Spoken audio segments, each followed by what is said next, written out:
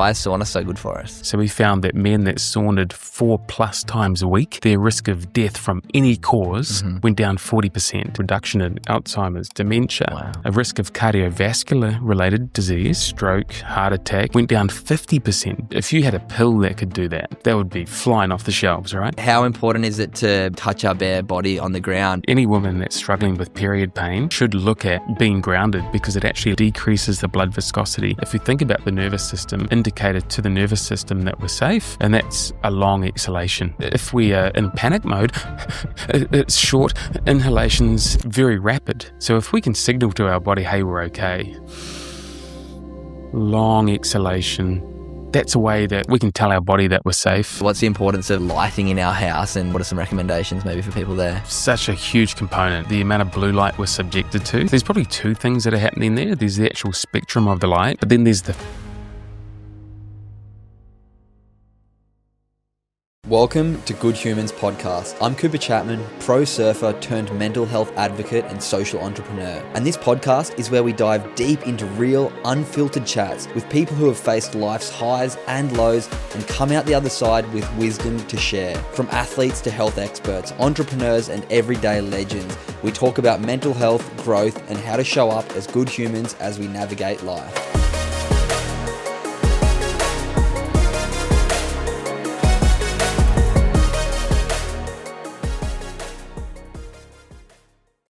Welcome back to Good Humans Podcast. Nigel Beach. How you going, brother? I'm going great. So good to have you here, man. Thanks for making the trip over. Mate, thank you so much for having me here. We're sitting in your backyard right now. I'm over here in New Zealand, Mount Maunganui, beautiful part of the world. We've got the Fisher Show tonight. And a couple of weeks ago, you're like, mate, your brother-in-law is about to play 400 meters from my house. Are you coming? And I was like, I didn't even know it was on. And I'd been planning on trying to come and spend some time with you to do some of the incredible work you do around sauna, ice, breath work, movement. And to be honest, just come catch up with your beautiful family. You know, we've got a great friendship over the last few years. You live in my merch and you're a big fan of the work that I do. So super grateful for that. But when you said, are you coming over? I was like, you know what? I will come over. So it's been a cool couple of days. We got to play golf yesterday with your son. We had a sauna this morning with your daughter. And I thought that's maybe where we'd start this episode, because if anyone's read my book, the breathwork chapter, I mention you and your beautiful wife and the struggles that you had with fertility. And thank you so much for letting me share that, because I'm sure some people, you know, might feel a bit of hope that, you know, they've been told they're not going to have kids like you were told. And, you know, now you've got two beautiful, thriving kids, 9 and 10 years old. So do you want to tell me a little bit about Henley? We played golf yesterday. Bloody good at golf. Yeah, what do you love about Henley? Yeah, mate, he loved it. And it was such a great day yesterday. He loves playing with other people on the course. He never gets anxious or shy playing golf. He wants more people to see him. He wants more people to play with him. So he just thrives on that. And he's been building. He knows that he knew you were coming over, and he was just so thrilled to play with you yesterday. And he's loving his golf, man. He's just like, he did an hour-long practice session the morning, and then we went just, how many holes did we play? We would have played 10 in there. Yeah. I think, yeah. So, and that'd be his first shot that he hit of the day that I watched him. He hit his longest drive he's ever hit. Yeah, that's right. And then he beat that another 2 times on the course. So yeah, pumping it over 200 meters. And he's 9 years old. Only 9. He's got such a beautiful swing, and yeah, it's exciting, eh? Yeah, and it's really good. It's been great for him and I. Like, it's really good. We go out together, and often I just caddy for him, you know, just try and help him out. And plus he's way better than me too, mate. So he thrashes me now. So but yes, that's been a real cool thing for our family, the golf. But he plays all sports, man. He plays soccer, plays cricket, and so he just loves anything. Nice. Yeah. And then your lovely daughter, we had a sauna with her this morning. Like, how cool is that, seeing your 10-year-old daughter asking you, can I do a sauna tomorrow, Dad? Tell me a little bit about exactly. Yeah, she didn't even know you were coming over today. And she just said to me last night, Dad, can I do a sauna with you tomorrow? And I was like intrigued as to why she would want to do it. So I said, why is that, Marnie? She's a gymnast. She practices 3 hours 3 times a week plus comp. So I thought it might have been from the movement body perspective, you know, rejuvenation from sore muscles, maybe getting back into it. And she goes, well, I said, do you want to do it for your muscles? And she goes, no, I just want to do it for my overall health. I was like, yeah, that's so great, eh? So I thought that was really cool. And she's been saunaing for like the last 5 years. We got our sauna 5 years ago. It's been massive for our family. My wife Jess saunas. So sauna's healthy and safe for kids? Yeah, and then The You thing build is, into it. you build into it, yeah. And if you start early and you don't try and meet these timeframes that have been, spouted on different sort of Instagram platforms these days, everyone's looking for the magic dose of a sauna, right? But it just doesn't exist. It's all dependent on the person. So when Marnie started saunaing, she would sit on the bottom bench, which is less intense heat, and whenever she felt like getting out, that was her prescription. She would just tune into her own sort of intuition, and then when she felt she needed to get out, she would say, "I'm just going to get some fresh air," and she would hop outside the sauna, cool down, have a cool shower, and then come back in when she was ready on her own terms, rather than being told, right, Huberman says we must sauna for 20 minutes at the first round and then come out and, So the ice, and then we go to 15 minutes, and it's like, so the protocols are all, we're all different. So it's like, if you don't hit the numbers that you get told by, your Hubermans and your influencer on social media that's telling you about sauna. Yeah, maybe we start there. Let's talk about sauna a little bit. I've got a few things that I want to chat on, but sauna's a big one. It's something that you're huge on. You have sauna hats. I have a sauna at home.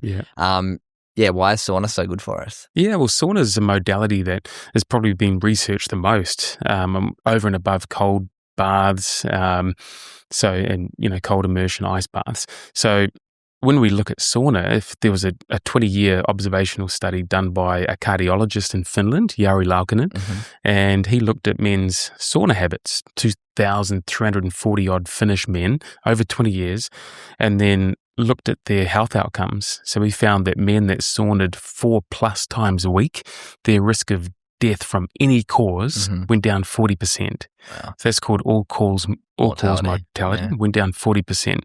So now, if you had a pill that could do that, that would be flying off the shelves, right?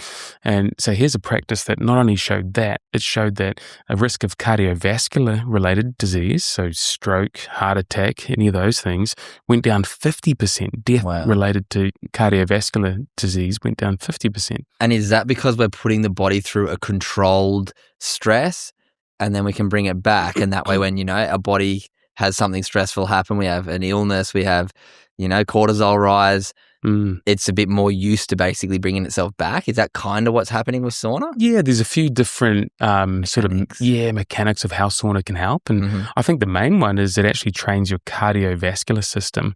So if we look at what is the thing that doctors check when you go to the doctors for a checkup? Blood pressure. So sauna has been shown to reduce arterial stiffness. So if you reduce arterial stiffness, your blood pressure comes down and your vascularity, blood flow is better. So improving that is going to be one of the big drivers of why the health benefits of sauna exist. Because you also see benefits for Alzheimer's and Parkinson's and dementia as well. So the stats around that was a 66 reduction in Alzheimer's, dementia from that. So it has brain properties too by saunaing. Now, the other one is that it activates these heat shock proteins. So these heat shock proteins are activated in high heat stress situations, and these actually come out to reverse the damage done to other proteins.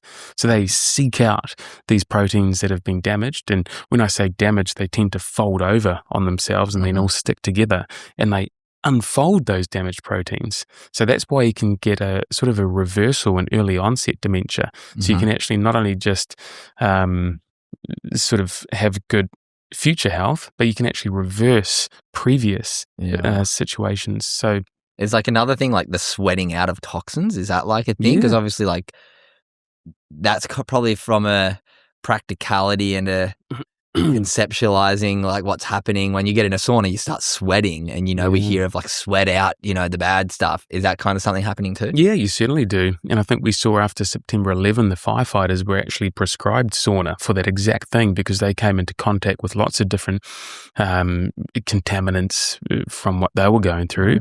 So sauna was prescribed as a way to help sweat out those contaminants. Yeah, wow. Interesting. Normally with Good Humans, I take people through their journey. You've been on the podcast before. We went on a bit of a side quest just then because we talked about the sauna this morning. I want to go through just one or two stories that you didn't share last time, because we in the sauna this morning, another good thing about sauna, you usually do it with someone. It's off your technology, being present with people and having great conversations. and also like pushing yourself, seeing that you can get through something that's challenging and know you can get through it. But yeah, I normally go through the story. You were on episode 111. So if you want to go back and listen to a bit more of your full story and your snapshot, go back and listen to that episode. But you told me in the sauna that you were a photographer on the Half-Blood Prince, Harry Potter. Yeah. That's wild. And you also told me that you've been a physio for some big movie stars. Can you tell me a little bit about the movie stars thing, if you're happy to share names, and like how that came about? Because I think that's really cool. I think people obviously watch all these big movies and wouldn't expect that the movie sets also have a physio on there to make sure everybody's functioning, well. Yeah. And then, how you dropped out of, I guess, physio for a year or two and found yourself taking photos at the Harry Potter of filming at the Half-Blood Prince movie. Yeah, I sort of stepped out of physio and moved into the biggest movie franchise of all time. So, that was one. But I got into, that whole Hollywood scene. I guess I was in London, and there was a call for a physio to work on a movie, and I sent my CV in for that, and seen I'd worked with a lot of rugby players here in New Zealand. They thought, oh, well, he could tolerate being in the desert in Morocco for 8 weeks. So I think that's pretty much what got me the job. Maybe a few other skills, but so then I was found myself down in Morocco. And on that movie... What was the movie? Tomb Raider? It was Alexander, an Oliver Stone film. And they had Angelina Jolie, Val Kilmer, and Colin Farrell, and a lot of the guys from the Game of Thrones cast. And it's just some real epic... And you're only about 30 then, hey? You're quite young in your career. Yeah, would have been. Yeah, wow. And just being put into that situation. And it was amazing. And you got to see...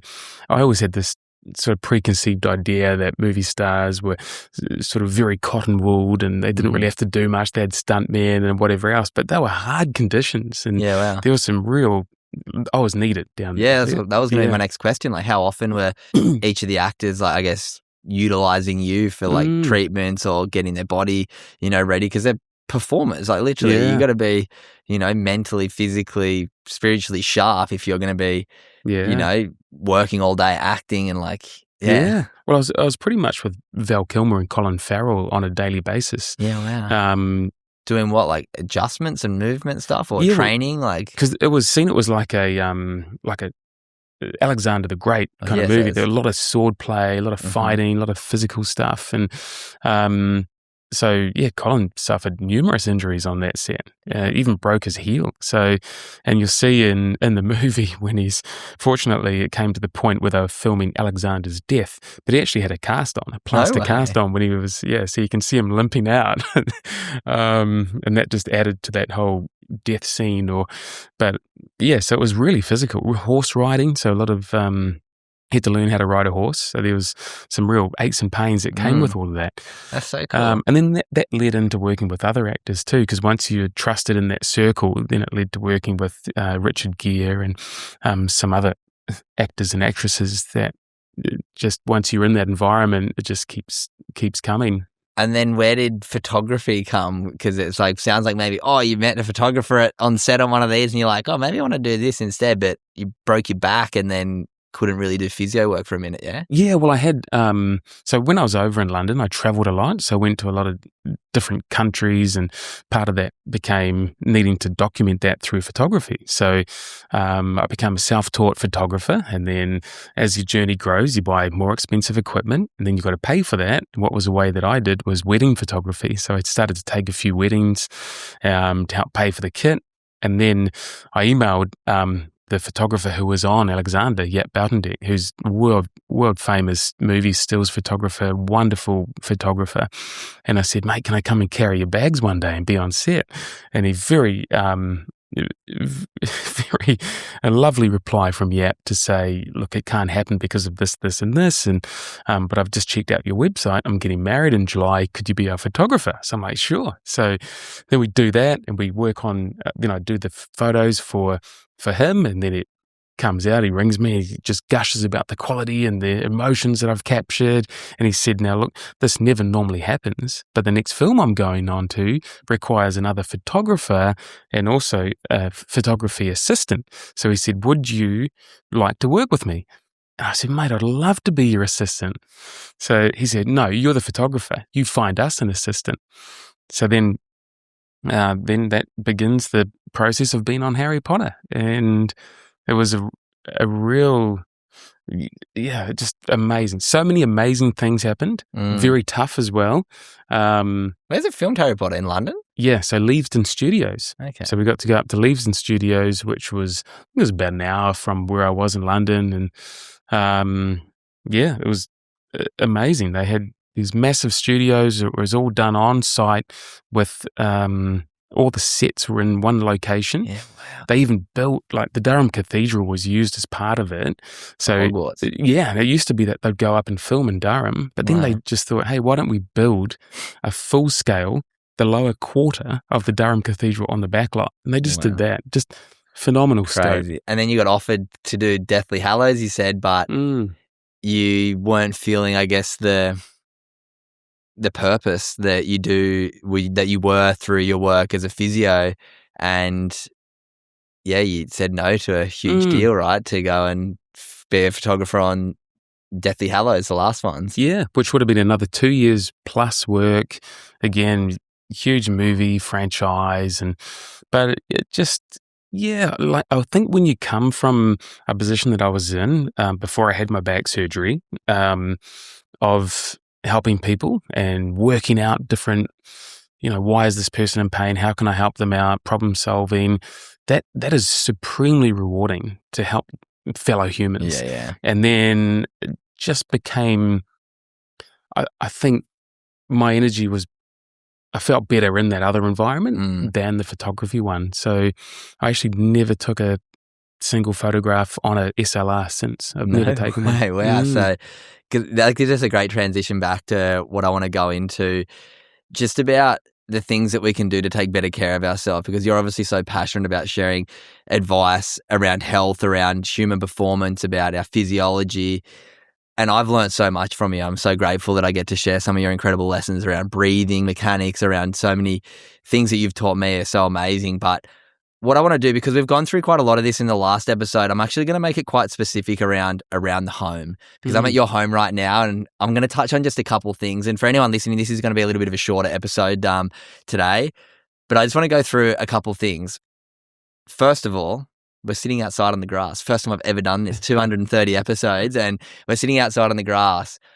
I learned through you and through different bits of research the importance of grounding, and we did touch on it in the last episode, but how important is it to touch our bare body on the ground? Because I've done workshops with many, many different people, and when I talk about grounding in my half-day workshops, I did one with a group of nurses at, I won't say which hospital, and I had a room of about 50 nurses, and I said to them, like, who has touched their feet on the earth in the last 24 hours? Maybe like 2 hands went up. Who has touched their feet or their body on some sort of earth, grass, dirt, in the last week? Maybe a few more hands went up. What about the last month?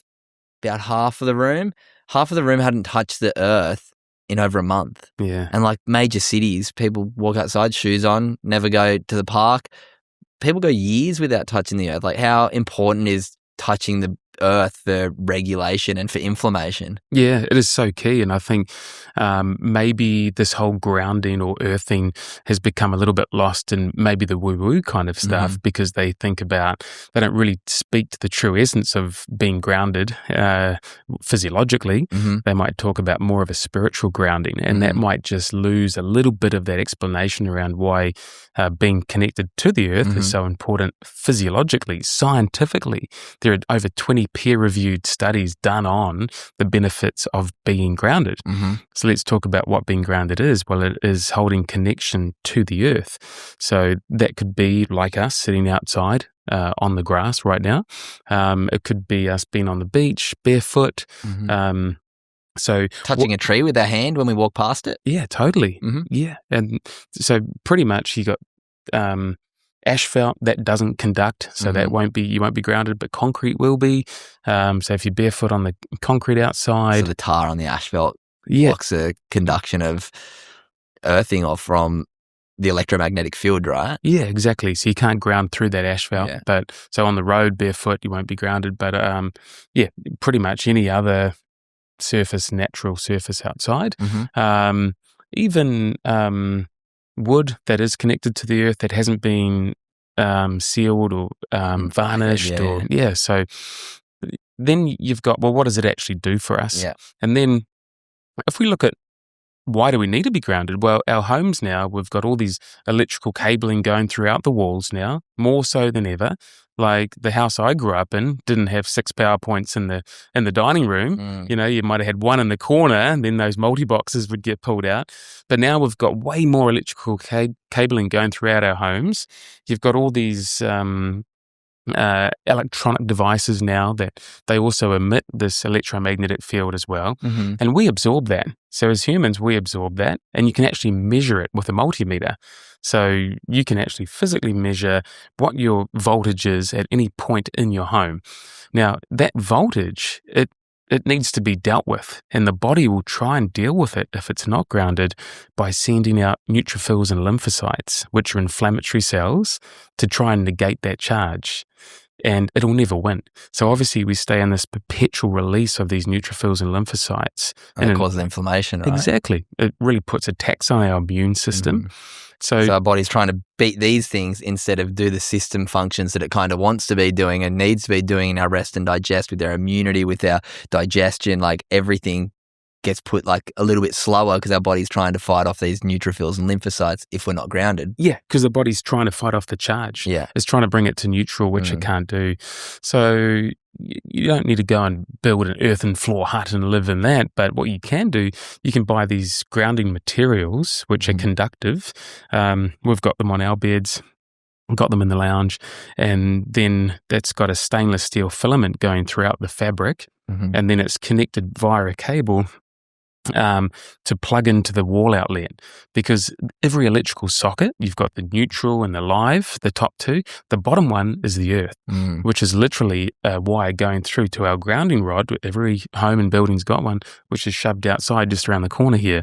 And then you are connected to the earth, and that charge will go to zero now when you contact that fabric. So that's how you can also ground in a pretty straightforward way. Yeah. So even if it's just like 30 seconds of touching your feet on the ground, or 1 second really, would it just like, is there a time that matters that we should be spending? Like obviously the more the better.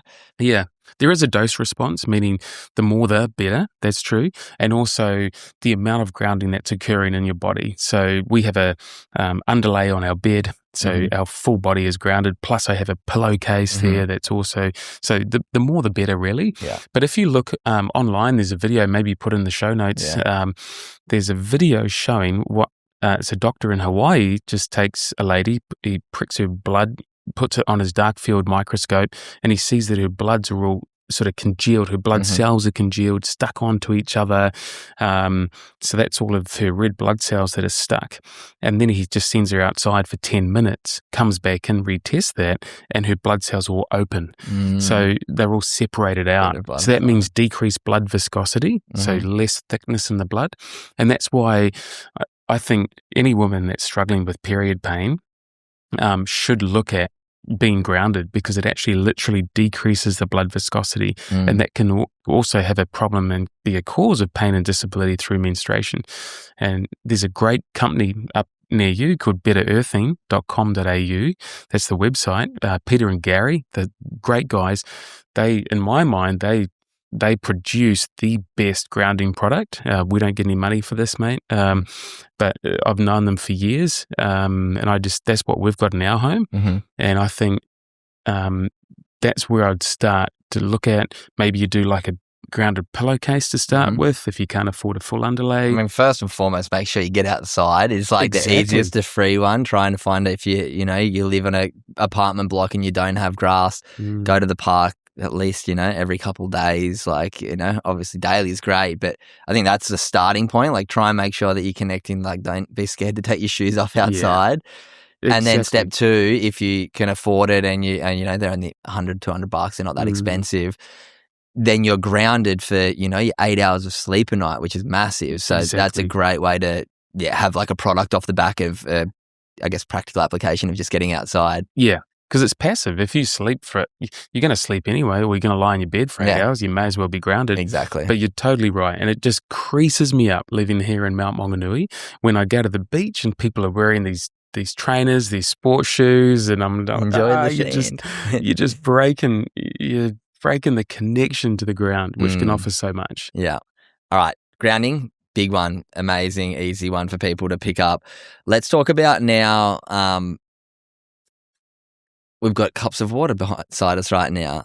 Talking about the importance of drinking the correct water, because most people, I think, have a little bit of an idea that, maybe tap water, maybe people have heard. My kind of theory with tap water is like this water's run through like pipes that have been there for many, many years. Think about like what must be on the inside of those pipes, how far it's had to run, like all the shit it must have picked up on the way to coming out your tap. That's like the first thing. But then they put like fluoride and other stuff as well in water treatment plants before we get it. So yeah, how important is it to be aware of the water that we're drinking? And yeah, what's the system that you have at home? Yeah, and that's exactly right. The pipes is a big one for me. So Lance, our good mate, who's our plumber, he looked at increasing our water flow to some of our taps here, and then he showed me the pipe. He goes, "Beachy, this is what you're drinking." And it was just rusted out inside. It was horrific stuff in there. It's like, right, we're going to take control of this. Thousands of meters, kilometers and kilometers of those for the water to get to you. That's right. So then that's where we're like, right, we've got an under-house system, and it's quite a big setup. There's pre-filters that take out the sediment, and then there's another filter that takes out some of the chlorine and other stuff. But then that goes into then a reverse osmosis system. So reverse osmosis basically gives you pretty much the most pure water you could get, bar, say, distilling your water, which takes out everything. Yeah. So then the thing with reverse osmosis is it's very slow, so it can't really create a decent pressure when it's on the fly. So then we've got a holding tank that would then hold that water, and then we've got a pump that would then increase the pressure into our taps. So then basically we're drinking reverse osmosis water. You then need to remineralize it because, we need some minerals in our water. So that's the setup we've got here. And that's like the extreme setup. If you want to really invest in it, I get delivered like 3 bottles a month of it used to be called High Vibe. I can't remember what the new one's called that I use. But anyway, that's like remineralized reverse osmosis water, and that's what I try and drink. So once again, there's a couple options for people, whether you find, some good jug waters that you get delivered to your home and you really try and drink that, or what about like Brita filters and stuff? Is that like, should everyone be not just drinking direct tap water, do you think? Like let's give the options, like get your whole home system set up. Amazing. Buy some, big jugs of good water, get delivered monthly. Amazing. If people want to just take that first step of, all right, I'm going to stop drinking water directly out of the tap. Is like a Brita filter and stuff, all right? Yeah, I think I can't comment specifically to the Brita brand, but the ones that you buy at Woolworths where you put the water in the top and it filters it through. Yeah, it just sounds too good to be true because I know the setup to get pure water here is so high tech. Yeah. So, but I think any kind of filtration would be taking some stuff out. Yeah. I think the key is to actually look and see what actually is it removing, and then is that going to serve you? Yeah. So that's where you might have to do a little bit of your own research and that, because there's massive sales marketing behind all this stuff too, so you got to be careful. What about plastic compared to glass bottles of water and like drink bottles? Yeah, I think glass is the best from what I hear. And then I think I saw Brian Johnson trying to say that there's more microplastics in the glass bottle, which doesn't make any sense to me. Does that come from the cat maybe? Jeez, I don't know. Yeah, I don't know. Yeah, I don't know. I read something. I saw something on socials the other day just about glass being like just as bad, but I'm like, doesn't make any sense to me. Because I remember when getting leaching from glass. Yeah, when we had the kids, I remember we bought all these Life Factory glass bottles because of the fact that they were the most pure, but maybe things have changed. So don't hold me up as being the expert there. Yeah, right. So water, it's another one around the home. Yeah. The other one is lighting, and this is something that I learned from you years ago, and it's helped me so much. It helps your circadian rhythm for once the sun goes down outside. Biologically, for thousands of years, we'd sit around a fire and have a candlelit flicker up until, the invention of electricity, lights. Now we've got blue lights everywhere, and I feel it so much. And I see, like, if I'm flying home from somewhere, obviously airports are like crazy blue light. When I get home, I just feel flooded Yeah. because I'm so used to now at my home having very dimly lit. I use basically salt lamps at night and like keep my house quite dark from as soon as the sun goes down.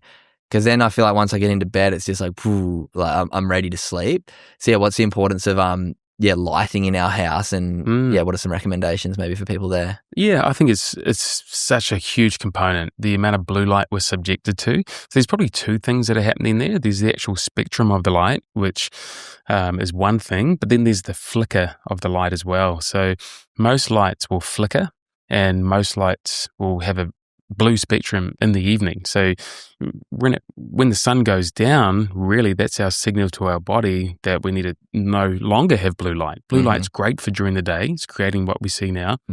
But when the sun goes down, we should reduce that blue light exposure or even to zero. Yeah. So the lights we have in the home, they're blue light now. If you turn them on, they'll have a blue light spectrum. They're flicker free, so you're not getting any flicker from them. But then as twilight comes on, you can actually set it to a low blue light. And then when it's dark, it'll go to no blue light. Yeah. So it creates quite an amber hue. Yeah. And I think as well, that's a very easy one for people to do. You can go to Bunnings and look at just different lights. So what should they be looking for? Well, I think the key is the bulb. So you can go to Bunnings and buy a lamp. So let's say people are like, I rent my home. I can't actually exchange every light in my house for a non-blue light or as one you can change.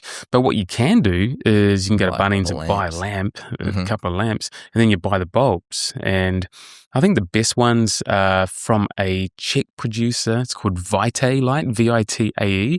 In my mind, they're the best. And he is a real mad scientist on lighting, and very hard to get information because he is in the Czech Republic and it's mainly set up for that local market.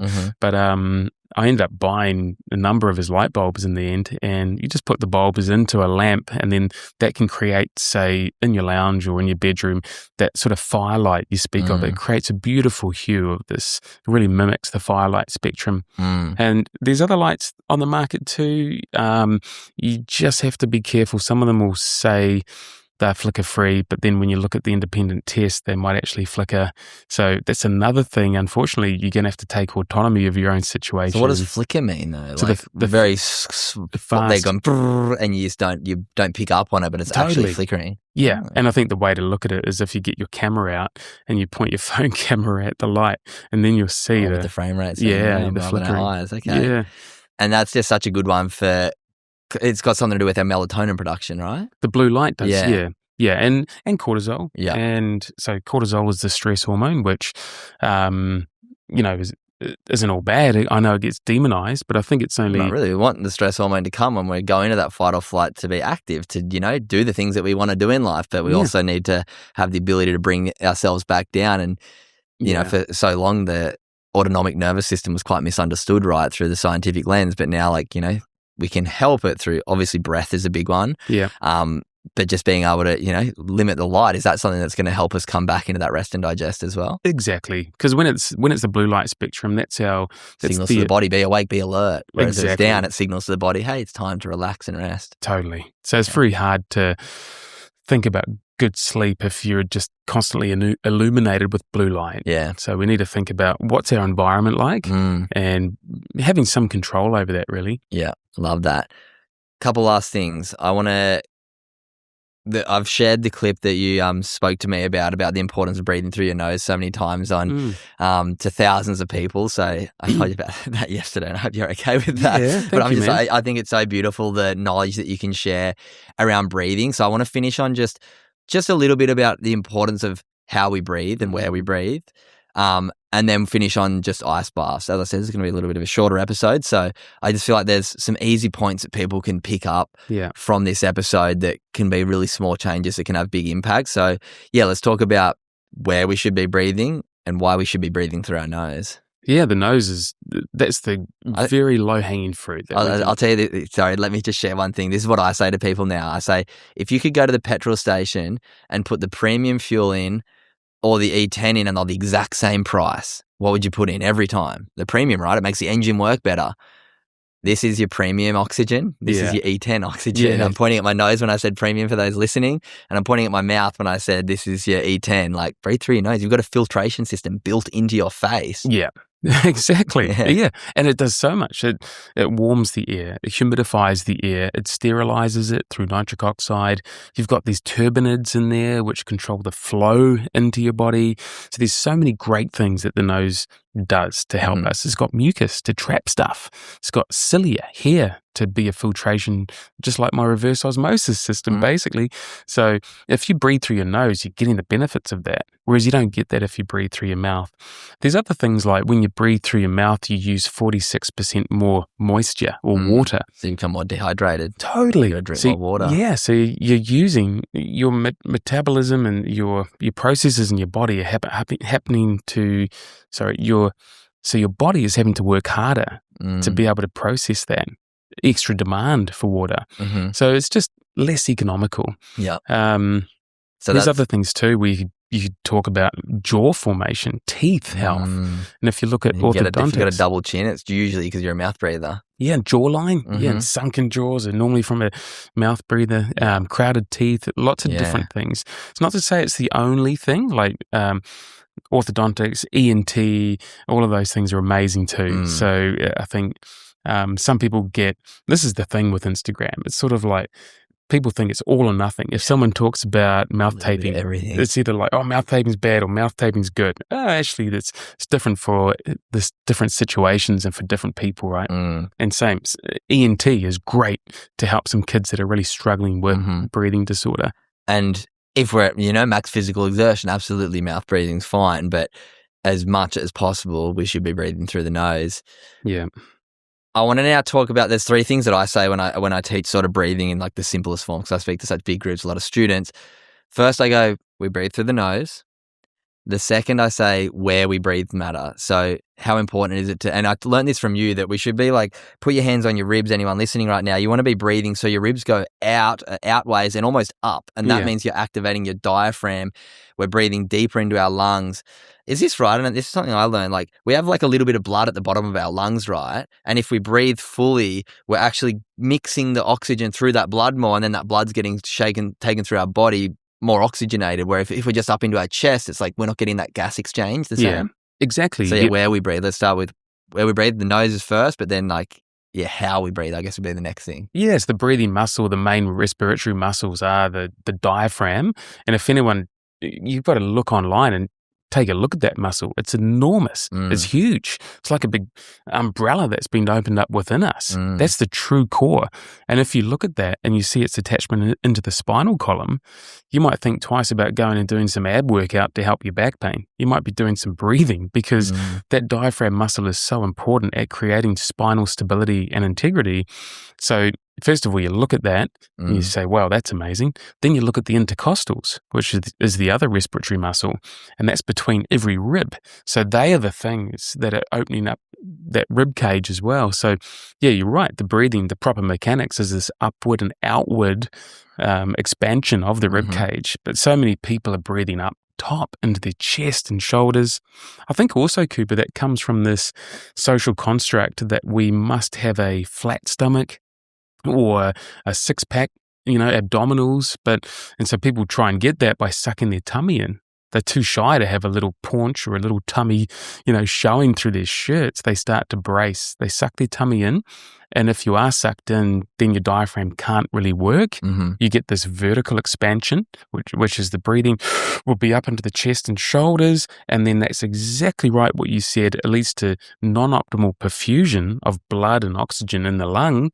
And then the heavy blood will migrate down to the bottom, and then the air's only at the top, and that creates a whole host of issues around oxygen perfusion and economy. And the third recommendation I always give people from a nervous system regulation point of view is breathing out for longer than we breathe in. Can you talk about that? Yeah. So when we look at, if we think about the nervous system, what's a good indicator to the nervous system that we're safe? And that's a long exhalation. So if we are in panic mode, it's short inhalations and very rapid. So if we can signal to our body, hey, we're okay, long exhalation.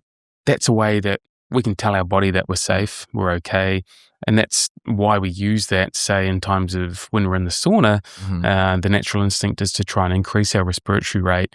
But if you can try and mitigate that, slow things down, same in the ice bath. If you go into the ice bath, breathing through your mouth and up top and through the chest, it's going to be a lot harder because you'll be in stress state. But if you can slow things down and breathe out through your nose, elongate that exhalation, that's going to be the calming sort of in and out through the nose is top priority. Yeah. But sometimes in through the nose, out through the mouth, second priority. Exactly. Yeah. In and out of the mouth, obviously not recommended. Yeah. If you can help it. Yeah. You just have to meet the demand of the situation. And sometimes that does mean going out through the mouth. A great book for anyone listening who wants to further their knowledge on that is Breath by James Nestor. You know James, hey? I was on the international breathing panel with him. You reckon you can introduce me to try to get him on the pod? Maybe an email? I'm sure he'd be open to that. He's a wonderful guy in the sense. I've recommended his book to a lot of people. Yeah. Maybe. I think we'd have a great chat. Exactly. Yeah, he's a wonderful guy in that he's taken the work of experts who may not have the charisma or the ability to tell a story, and he's been the storyteller and sort of the vehicle to get this work across. Some work that has been in science for decades, yet the scientists never were able to articulate it to a wider audience. Yeah. And he's gone and done that. That's kind of how I feel like what I do. I'm like, I'm not the expert, but I talk to all these people and then I can synthesize it into an hour that people can actually get takeaways. Like there's a need, I think, for each. We need the storytellers. Yeah. You mentioned quickly then ice baths. That's something we also did this morning and something I've done many times over the years. Let's talk about, I guess, the benefits of ice baths to finish up. What, where you see the use of ice baths for your everyday person, because then as well we can, have a cold shower instead. As once again, I like that we're trying to give the each or option. The option if you don't have an ice bath handy, a bathtub with some ice in it. If you don't, want to go get ice, a cold shower. What does this do for us? Yeah. So sorry, once more, just to add where I see it working for me is kind of similar to what I said about the sauna. It's kind of controlled stress. It shows and teaches your body that even in a hard moment, you can get through it. So psychologically, I find there's so many benefits to it, but also from a physiological point of view, can you explain what we're benefiting to? Yeah, and it's it sort of carries on that theme of a controlled stressor. So we've got the heat, the sauna, then we've got, say, even breathing through the nose can be some way that will decrease the amount of air that you can receive in. So that can make it harder. But that's, again, a controlled stress. And then if you think about the cold, that's another cold immersion or cold stress is another stress that we can submit our body to in a controlled way, and then we get positive adaptation to that cold stress. You get a lot of physiological components like increased white blood cells, for example, after you've done an ice bath, and that can last for over a week after immersion. White blood cells, which are our inflammatory cells, so they go up, which is good because we need those to be able to fight infection or any kind of assault to the immune system. Yeah. Plus also it's just you've been through something that's hard, you've controlled your nervous system in that state, and then you're going to get a benefit to your autonomic nervous system threshold, because there's a threshold for that nervous system to go into stress state. And that's sort of governed by our past experiences. Whatever's gone before us in life, and those experiences tend to shape our reaction to stressful environments. That was something else I learned through my training. When I did my breathwork training, we did some ice bath stuff, is unless you can control your breathing once you get in an ice bath, it's pretty much worthless, right? If your stress response is, and you do that for a minute and you skull drag it and then you get out, it's actually not beneficial for you, right? It's the ability to get in and get the breathing correct, because then you're like, hey, my nervous system can calm through the stress. Exactly right. Yeah. And that's where you need a guide, really. Yeah, exactly. You need a guide to educate you as to why we're doing this thing. It's not just a party trick we saw on Instagram. There's actually some really serious benefits. And there's some serious consequences if you don't do it right too. Exactly right. Yeah, which is death. Yeah. It's that kind of high level practice. And don't be scared. That's why it's important to, do it guided with somebody who is a facilitator, or at least do your research online and have a bit of an understanding. Start, maybe not as a colder temperature. Start with the cold shower. So is there still some benefits if people just take a cold shower for a minute in the morning rather than a warm shower? And there's some pretty good research on that too, looking at, it was a study done in Scandinavia where they looked at absenteeism in the workplace, and it went down significantly from people who just took a cold shower in the morning.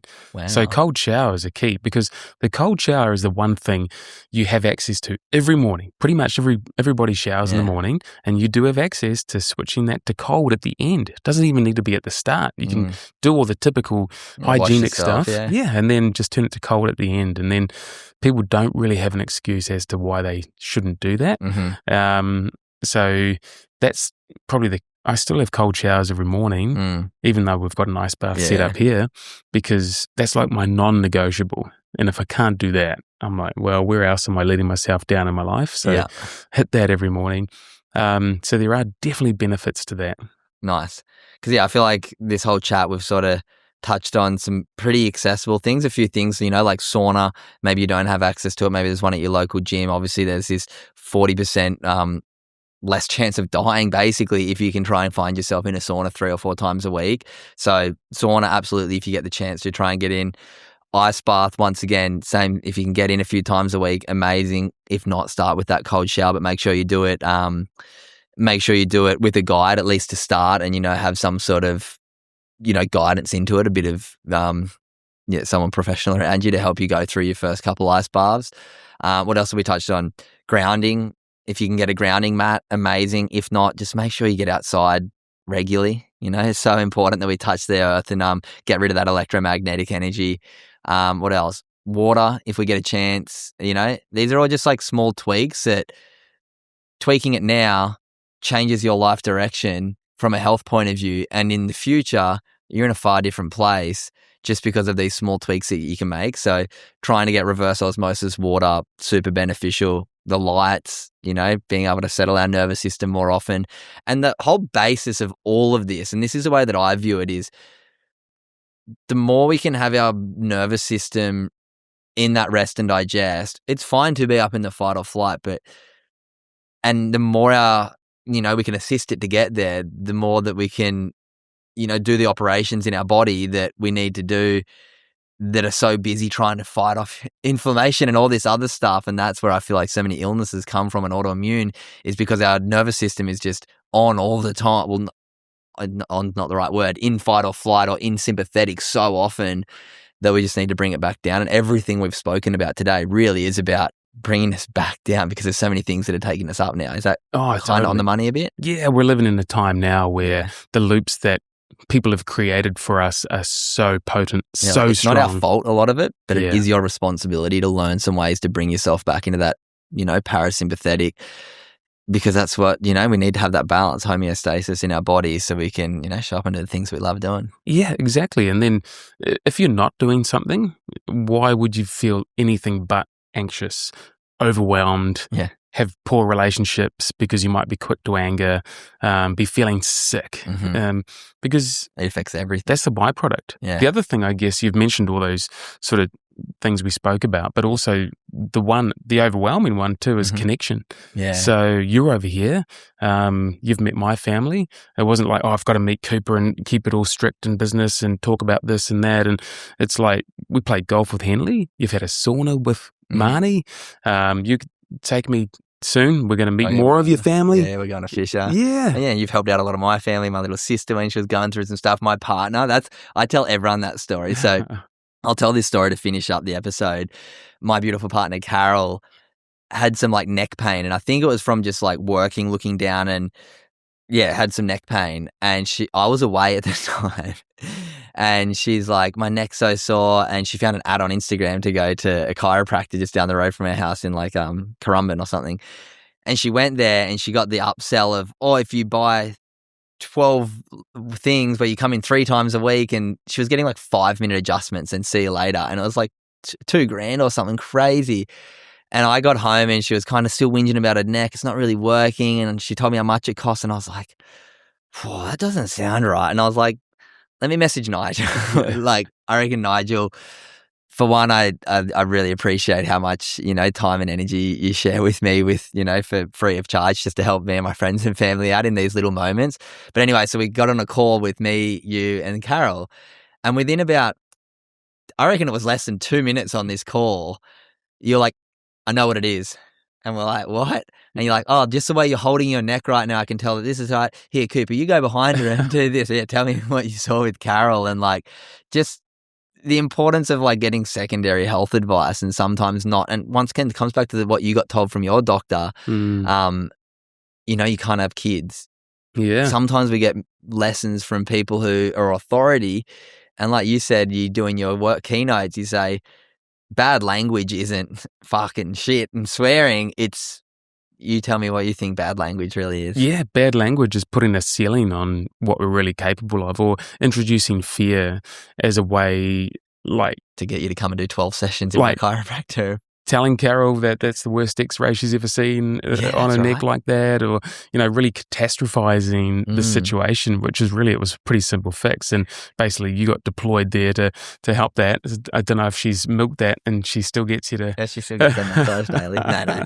But no, her neck's been good. It was literally like 5 minutes of doing it for a few days in a row, and it was better than a professional chiropractor. Yeah. So you got to be, I think you got to be careful, and that bad language is what I'm talking about, which is telling someone that they cannot have kids, telling someone they can't run again, like what I was told with my whole back situation, putting all of those limiting things onto people. And you don't want to give sort of false hope, but I think a way... Worse, I think. I think so, man. And a lot of people are living in that. Yeah. Like how many people come and see me and they try and give all the reasons they can for why they're in pain and disability, like saying, "Oh, it's my age. I'm getting old," and it's like, mindset just holds so many people back. Yeah, so that's what you're like specialize in, right? That's your kind of.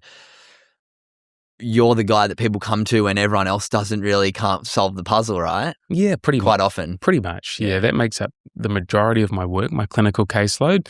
And like, I can't help everyone, that's for sure, but I really try to tell them that I can't if I find out within a pretty short space of time if I can't help them. This isn't in your expertise world. Yeah. But if I can help them, I'll let them know and, tell them how that's going to look over the next period of time, and sort of, and that's what brings reward, and that's probably why I'm still not taking photos, is because that I really love the work. Yeah, man, this has been a super fun chat. I love getting to hang out with you and getting to be here at your house, and thanks for giving me so much of your time. I guess lastly, I was just showing you a new project that I'm currently planning. There's a 75 hard challenge, which I don't really subscribe to. I feel like life shouldn't be hard, so I'm workshopping this idea of doing 28 days of good and 28 days of good habits from the habits in my book.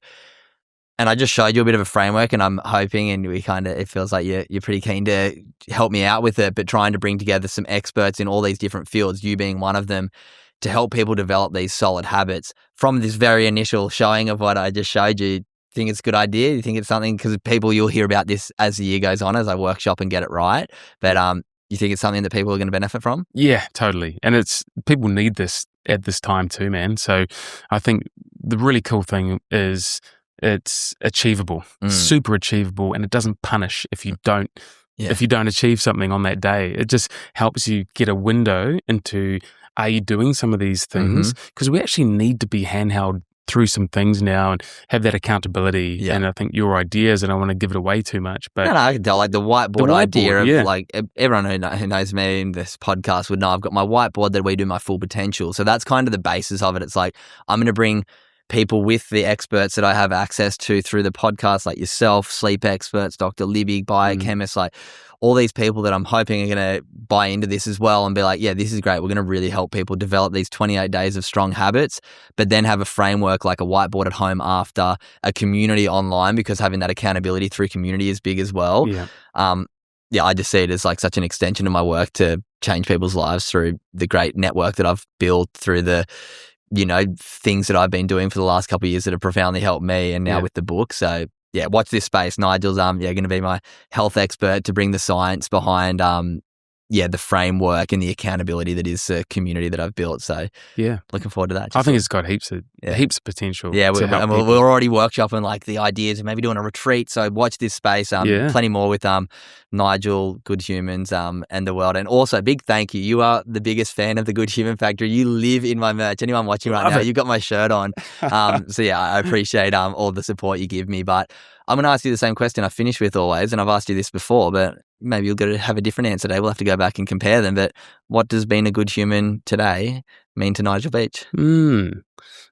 I think in this world where there's so many comments and it's so easy to comment and judge and give opinions and give a bit of heat, I think that good human might sort of hold back on that. And I think... Get curious, not furious, like the back of your shirt. Exactly, brother. And just think, is this going to bring joy? Is this next act going to bring joy? And if it's a no, maybe just hold fire there. Yeah, I love That's that. what I reckon. A little bit of reflection before we punch those words into the keyboard. I love that too. And something I've been playing on in my mind a lot lately is kind of, and it's still argued, I guess, in neuroscience, but the number that Nicole, my friend, recently said to me is, I mean, people say like 60,000 thoughts running through our head a day. I feel like that's way too many. Like that's like every half a second a thought. People have been saying 6,000, but if you go off the number 6,000, it's like we only have this, say you have $6,000 a day to spend. Do you want to spend them on things that are good or things that are shit for you? If you continually get wrapped up in judgment, in fear, in, these negative emotions, then, that's your reality. So it's like, how do we consistently try and move towards things that we're grateful for, to move towards lack of judgment towards people, more empathy, because then it just creates more good stuff running through your head each day. Do we need to tell people that they don't need to put ice on their balls in a sauna? Oh yeah, we were talking about that. There's a few interesting things when it comes to sauna that, I think Brian Johnson's been saying like you got to cool your testicles down, but we were having a little bit of look at the science there, and it's not based in any deep evidence, right? Exactly. And it's probably the DM I get the most now. Shall I be icing my balls in the sauna? Well, I think if you ever want to test these things, you look into the past, have cultures like Russians. It's like epidemiology, yeah? Exactly. Well, you look at these people that have been saunaing for centuries. Yeah. Is that a practice they've had to do? And the answer is no on that one. And when you look at the research around sperm quality, Finland's way up there in terms of quality of sperm. Yeah. So I think if that was a thing, it would probably be the reverse. Yeah. And they'd probably have super low birth rates, super low semen quality, but it's not actually true. So I just think maybe hold fire on the ice packs on the testicles there in the sauna. Yeah, if you're watching on YouTube, sorry, the cameras. We've been sitting outside, and as we know, the sun moves and the sun's been picking up the cameras. So we've lost both of our cameras for those watching on YouTube. But those listening, hopefully you guys enjoyed this episode. I absolutely love speaking to you. I'm looking forward to tonight going to show you a little Fisher experience and have maybe a couple beers or a couple red wines tonight. But mate, thank you so much for our friendship, for sharing your knowledge, for letting me include your story in my book. It means a lot to me, for supporting my merch, and hopefully everyone listening right now, I should really put my foot in front of the camera. I hope everyone listening right now, has got multiple takeaways from this episode, which I know they will. So thank you so much for jumping back on Good Humans. Thanks, brother, man. It's been an honor, as always. Just before the sun's going to hit us. I know. Nailed it. My chalky white thigh is about to get scalded here, so we better wrap that. Thanks, guys.